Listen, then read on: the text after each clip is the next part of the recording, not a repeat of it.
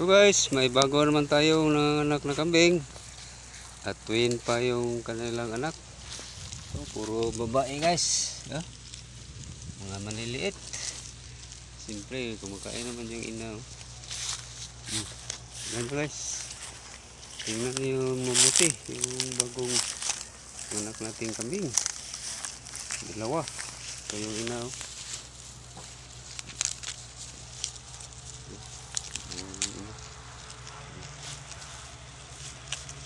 Kumain ng marami agwa.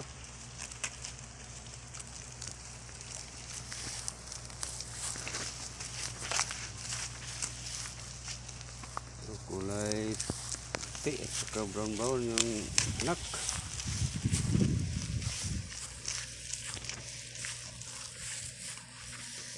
Maraming salamat po sa inyong walang sawang panonood sa ating YouTube channel guys.